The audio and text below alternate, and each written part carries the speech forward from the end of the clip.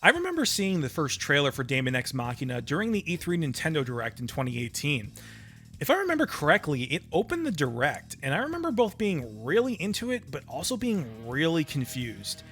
I was seeing a high-action mech game with 8-string guitar metal in the background, and was being used to open a show for the most family-friendly console maker out of the big three.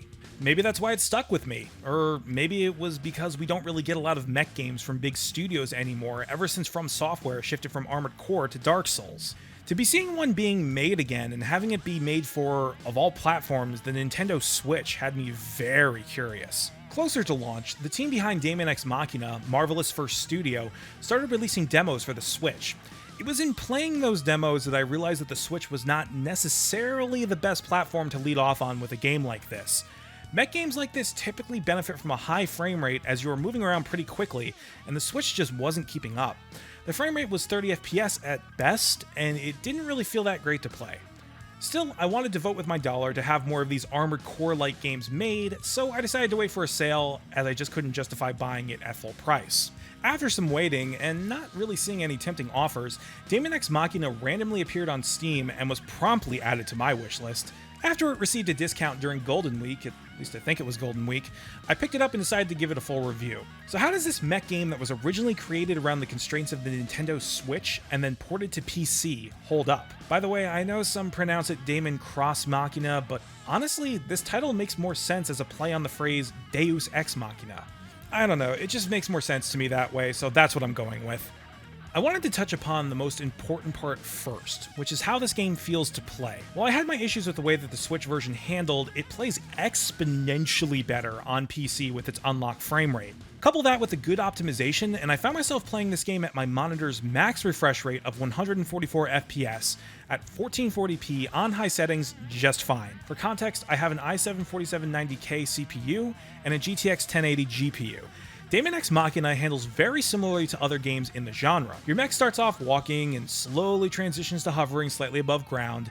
Hitting the boost can send you flying forward faster or help you climb faster as you hit the jump button to take off. You're armed with various types of weapons ranging from assault rifles to laser guns to bazookas to lock-on missiles to a sizable array of melee weapons as well. You can also opt to have a shield to protect you from incoming fire, and you're given access to a shoulder-mounted weapon like the aforementioned lock-on missile canister. I prefer to cannon myself as it did more damage in one shot, but it did force me to stop moving to fire. Other weapons have similar limitations, so it's best to read the description of a weapon before you equip it.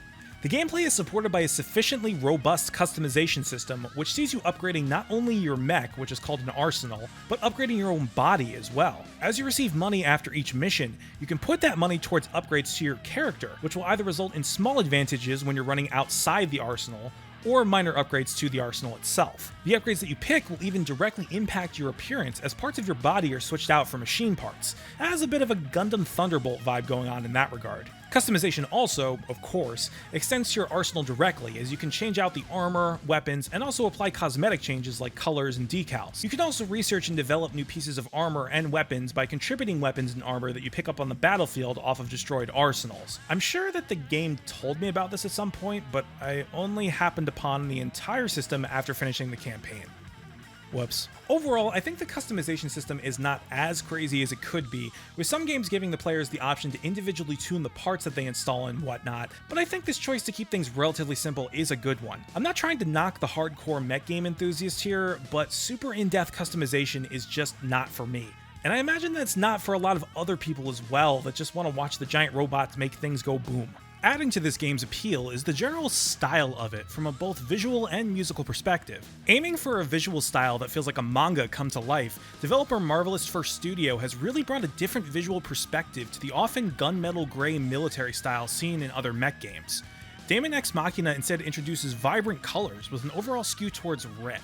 While I believe that some of this may have been introduced in order to help optimize performance on the Switch version and hide some potentially low-res textures, the style really transfers well over to PC and does give the game a very distinct look.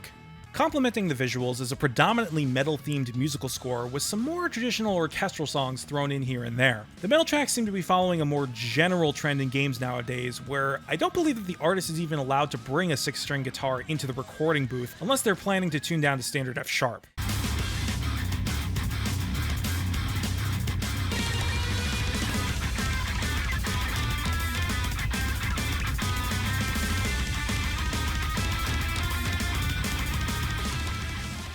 8-string guitar metal has become a bit of an industry trend ever since Mick Gordon popularized it with his work on the Wolfenstein series, and of course, Doom. As a metalhead, I enjoy it all quite a bit, but 8-string guitar work does run the risk of having songs sounding somewhat samey after a while. Good thing we have a song with lyrics that feel lifted out of a Xenoblade Chronicles game, right?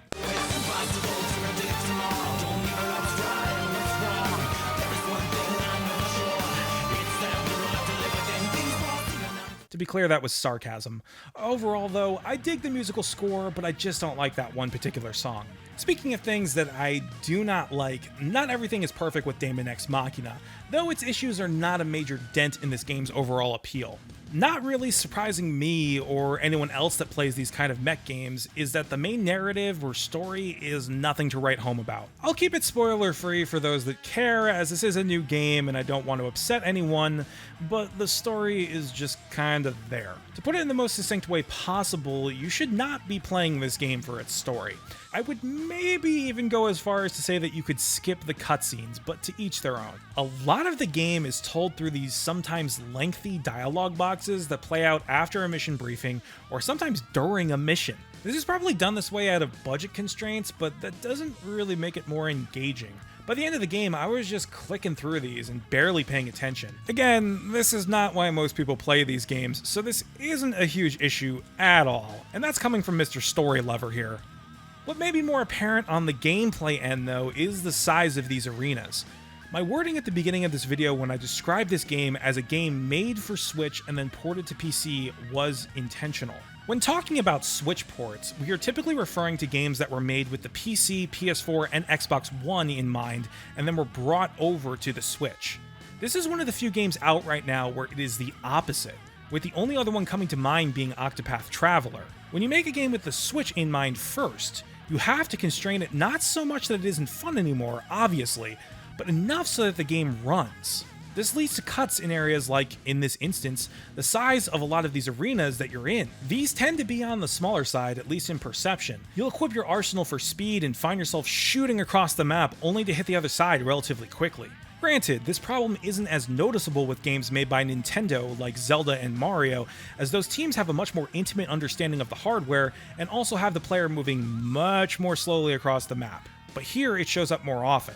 That is a somewhat interesting quirk with games that were made for a restrictive console like the Switch and then ported to a platform where basically the sky's the limit. By no means is it a deal breaker or anything like that, but you will start to notice it throughout the game's runtime. Finally, at least on the PC side of things, the multiplayer aspect of this game appears to be a bit barren. Searching with no filters on in the cooperative mode, I only found a few rooms open. While I could definitely recommend this game as something to play with a friend, I wouldn't recommend jumping into this thinking that you'll be squatting up with random players all of the time.